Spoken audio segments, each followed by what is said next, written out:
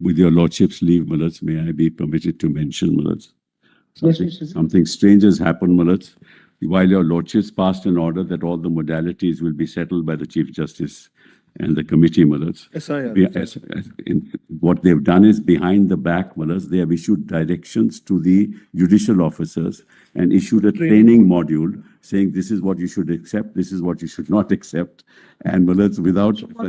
How does judicial officer will take a call? No, but they have given them what of certificates to accept, what not to accept without referring it to the Chief Justice. No, please, now don't doubt the judicial officers at least. No, I'm sorry? the training module. It's a training model for judicial officers.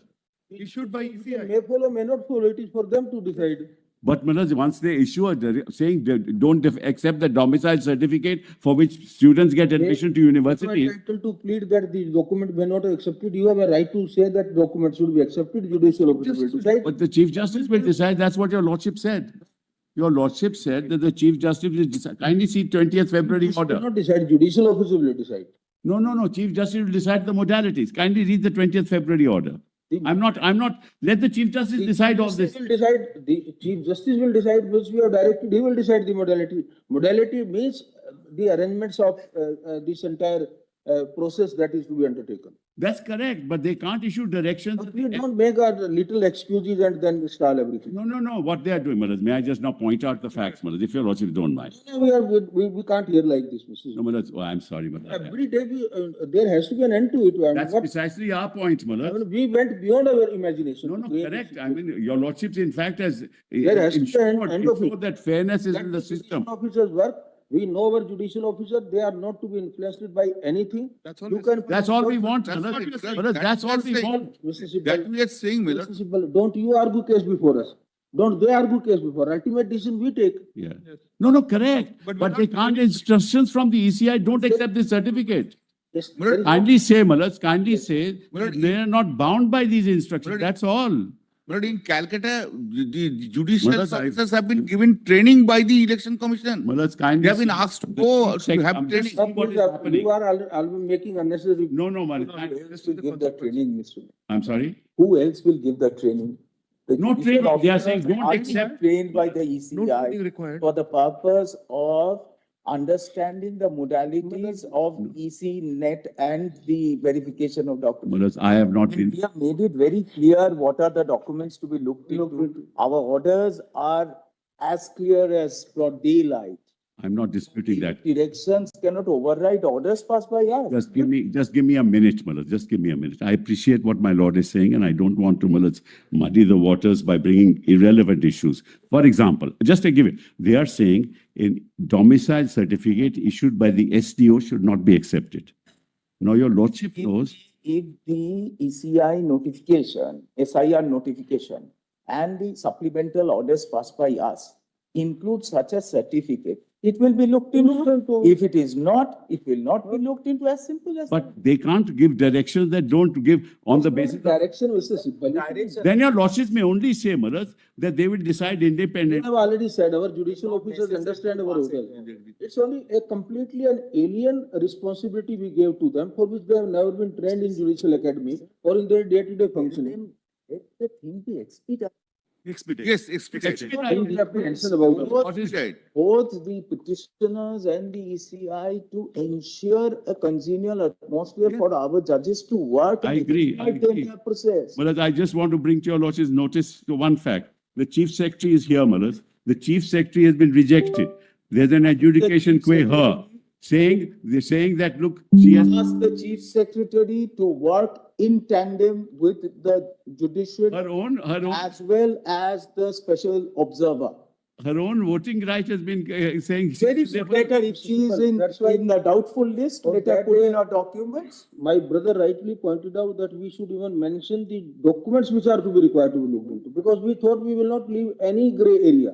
And everything we have mentioned that nobody will go beyond that order, whether it's Chief Election Commission of India or the state government. Extent to which we have gone, we've almost evacuated the state judiciary. Fine, for Manoj. this Therefore, they purpose. should decide uninfluenced. That's all we want, Manoj. Are uninfluenced. Don't carry any apprehension. Let them do the work. We will.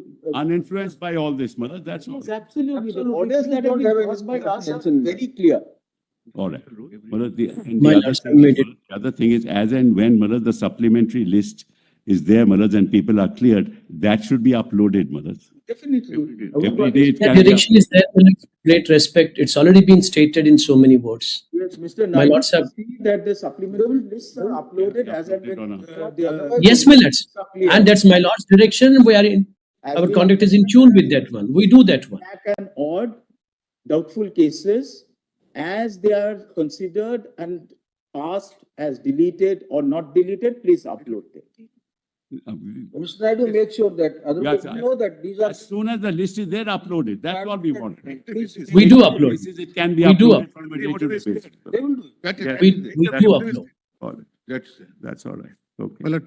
My lord,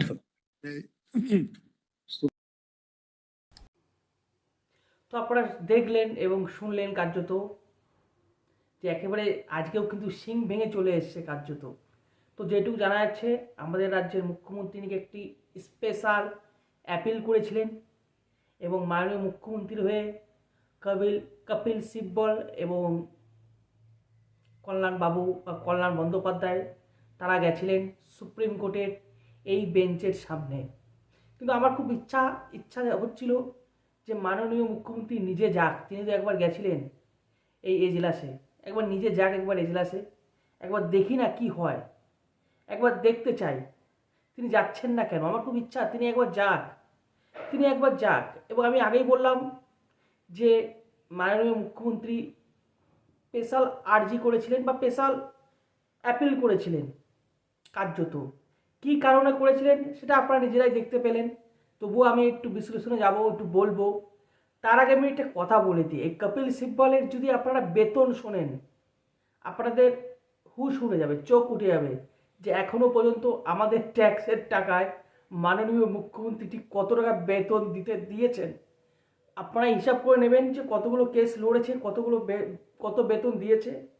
যেহেতু মাননীয় মুখ্যমন্ত্রী নিজে appeal করেছেন, আর্জি করেছেন নিজের special, এবং মাননীয় মুখ্যমন্ত্রীর হয়ে ইনারা গেছেন লড়তে। তো আমি আপনাদের একটু বলে দিই, আপনারা আমার স্ক্রিনে দেখতে পাচ্ছেন আরজি কর মেডিকেল কলেজ ধর্ষণ খুন মামলার মতো হাই প্রোফাইল মামলায় পশ্চিমবঙ্গ সরকারের প্রতিনিধিত্বকারী কপিল সিব্বল প্রতি শুনানিতে প্রায় 8 থেকে 16 লক্ষ টাকা নেন। প্রতি শুনানিতে ভাবতে পারছেন, উনি যদি সুপ্রিম কোর্টে উপস্থিত থাকেন 8 থেকে 16 লক্ষ টাকা দিতে হবে। মামলা জিতা হারা পরের কথা, এখানে তো দেখতেই পাচ্ছেন কার্যত ল্যাজে গোবরে হয়েছেন। মাননীয় মুখ্যমন্ত্রী গেলে কী হতো আমি জানি না, তিনি তো একবার গেছেন আর একবার যেতে হতো। তো ভাবুন একবার 8 থেকে 16 লক্ষ টাকা নেন। প্রতিবেদনে দেখা গেছে যে তিনি 1 বছরে রাজ্য থেকে 3 কোটি টাকারও বেশি ফি পেয়েছেন। ভাবতে পারছেন আমাদের রাজ্য থেকে 1 বছরে 3 কোটি টাকারও বেশি ফি পেয়েছেন তিনি। এরপরে বলুন, স্পেশাল অ্যাপিল করেছেন, কপিল সিব্বলকে পাঠাচ্ছেন, এবং আপনাদের আমি বললাম তার মাইনে কত, তার বেতন কত, এবং আমাদের রাজ্য থেকেই 1 বছরে 3 কোটি টাকার বেশি ফি পেয়েছেন তিনি। কটা কেস জিতেছে, কটা কেস হেরেছে আমি জানি না, আপনারাই বিচার করুন যে এত টাকা কে দিচ্ছে, কোত্থেকে দিচ্ছে। মাননীয় মুখ্যমন্ত্রী তো হাওয়াই চটি করে ঘুরে বেড়ে, তার বাড়িতে টালির ছাদ, এত টাকা কোত্থেকে দিচ্ছে, কে দিচ্ছে এত টাকা বলুন তো, আপনারাই বলুন। তারপরে আমি আসছি, আপনারা দেখতে পেলেন যে কি হলো কি না হলো, তবুও আমি আসছি, আপনারা খালি কমেন্টে জানান এই টাকাগুলো কে দিচ্ছে, কোত্থেকে দিচ্ছে। এত কোটি কোটি টাকা ঢালতেই রয়েছেন। তো কি হলো আপনারা দেখতে পেলেন কার্যত। বিচার করে আমরা বিরক্ত মানে ক্ষুব্ধ হয়েছেন রাজ্য সরকারের বিরুদ্ধে, মানে উপর ক্ষুব্ধ যে হুটহাট করে ছোটোখাটো জিনিস নিয়ে চলে আসছে এসআরটাকে শুধুমাত্র আটকানোর জন্য, নিজেদের ফায়দার জন্য। আপনারা দেখতে পেলেন কার্যত ক্ষুব্ধ হয়েছে, খুবই ক্ষুব্ধ কার্যত। প্রধান বিচারপতি তো শুনতেই চাইছিলেন না কপিল সিব্বলের কথা, যদিও তিনি একজন সিনিয়র লয়ার, তাই শুনতে বাধ্য হয়েছেন। তবুও লাস্টের দিকে দেখলেন তর্ক চলে গেল। তর্ক মানে আইনগত তর্কে কিন্তু যুক্ত হয়ে গেলেন। যতটা অ্যাভয়েড করা যায় ততটা অ্যাভয়েড কিন্তু করছিলেন প্রধান বিচারপতি। আপনারা শুনতে পেলেন, মানে প্রধান বিচারপতি অবশ্যই অ্যাভয়েড করে যাচ্ছিলেন, কিন্তু তিনি বাধ্য হয়ে শুনছিলেন কার্যত, কারণ যে সমস্ত কথা বলছিলেন এই কপিল সিব্বল, মানে কি বলবো, অযৌক্তিক কথা, অযৌক্তিক কথা কার্যত। যদি কোনো এরকম যদি কোনো ব্যবস্থা থাকতো যে সুপ্রিম কোর্টের ভিতরে যে ঘাড় ধরে বের করে দেওয়ার, খুব ভালো হতো। পছন্দ হচ্ছে না, ঘাড় ধরে বের করে দিল, আপনি বেরোন, যান যান, আপনি বেরোন, আপনি বেরোন। খালি এইটুকুই খালি বলা বাকি ছিল, নাহলে আপনারা দেখতেই পেলেন, শুনতেই পেলেন যে কীভাবে চলে গেলেন খালি খালি। সেখানে গিয়ে কি বলছেন আপনারা শুনতে পারলেন, কল্যাণ বন্দ্যোপাধ্যায় বললো, কিন্তু কপিল সিব্বলও কিন্তু বলেছেন যে এই যে বিচারকদের যে ট্রেনিং দেওয়া হচ্ছে সেটা নির্বাচন কমিশনার বা কমিশন থেকে কেন দেওয়া হবে, ভাবুন কেন দেওয়া হবে। আর মশাই, বিচারকরা যে যাচাই বাছাই করছে 80 লক্ষের, সেটা কিন্তু করছে নির্বাচন কমিশন বা কমিশনার যে তথ্য দিয়েছে, যে নির্দেশিকা জারি করেছে, সেই নির্দেশিকার ভিত্তিতেই তো করা হচ্ছে। তাদের নির্দেশিকার ভিত্তিতেই তো করা হচ্ছে। যে যে ডকুমেন্টগুলো নির্দেশিকা জারি হয়েছে সেই সমস্ত ডকুমেন্টস দেখেই তারা করবে। তো তাদেরকে যদি নির্বাচন কমিশন ট্রেনিং দেয়, তাহলে আপনাদের অসুবিধা কোথায়? আপনাদের অসুবিধা কোথায়? এবার আপনারা শুনতে পারলেন যে প্রধান বিচারপতির পাশে ছিলেন জয়মাল্য বাগচি, তিনি কিন্তু প্রশ্নটা করলেন যে তাহলে কে ট্রেনিং দেবে, তাহলে কে ট্রেনিং দেবে? বলছে প্রধান বিচারপতি কলকাতা হাইকোর্টের। আরে বাবু মশাই, কলকাতা হাইকোর্টের প্রধান বিচারপতির কাজ কি? এখানে কাজ তদারকি করা, মানে কতগুলো বিচারক লাগবে, কাকে কোন বিচারককে কোন বিধানসভায় দেয়া হবে, এই সমস্ত দেখা, এই সমস্ত জিনিস করা। তাকে ট্রেনিং দিতে সে ট্রেনিং দিতে মানে নেই যে তাকে ট্রেনিং দিতে হবে। আর তারা বিচারক মানে শিক্ষিত, মানে এটা নয় যে তারা সমস্ত কাজ করতে পারে, তাদেরকে একটু বেসিক ট্রেনিংটা তো প্রয়োজন। একটা শিক্ষক যদি দেখানো একটু অন্য কাজে দেওয়া হয়, শিক্ষকদের যারা বিএলও অফিসার হয়েছে, ইআরও হয়েছে, এআরও, তাদেরকে ট্রেনিং দেওয়া হয়নি? তারা তো শিক্ষক, তাদেরকে কেন ট্রেনিং দেওয়া হয়েছে? তারা তো সব থেকে বড় জিনিস, তারা তো শিক্ষক, তারা তো গুরুজন, তাদেরকেও কিন্তু ট্রেনিং দেওয়া হয়েছে। তো বেসিক নলেজ, বেসিক ট্রেনিংটা সবারই প্রয়োজন। সেখানে এরা চলে গেছেন, কার্যত চলে গেছেন, এবং প্রধান বিচারপতি শুনতেই চাইছিলেন না। কার্যত ঘাড় ধরে মনে হয় বার করে দিতে, যদি দেওয়া যেত ঘাড় ধরে বার করে দিত কার্যত। আপনারা দেখতে পারলেন। তারপরে দেখছেন যে যখন কোনো যুক্তি দেয় আর শুনছে না এই বেঞ্চ, তখন চলে গেলেন ডোমিসিয়াল সার্টিফিকেট। বাবা, ডোমিসিয়াল সার্টিফিকেট চলে গেলেন। নির্বাচন কমিশন কি বলেছে যে ডোমিসিয়াল সার্টিফিকেট আমরা ধার্য করবো না? তা তো বলেছে ধার্য করবো, কিন্তু তারা কিছু নিয়ম দিয়েছে, তারা কিছু নিয়ম রূপান্তর করেছে যে তবেই ডোমিসিয়াল সার্টিফিকেট ধার্য হবে। সেখানেই আপনাদের কাটা লেগে গেছে, কারণ আপনারা তো রীতিমতো ছড়িয়ে বেরিয়েছেন ডোমিসিয়াল সার্টিফিকেট, মানে অবৈধ বৈধ কে কি বুঝে কর সবাইকে আপনারা দিয়ে দিয়েছেন ডোমিসিয়াল সার্টিফিকেট।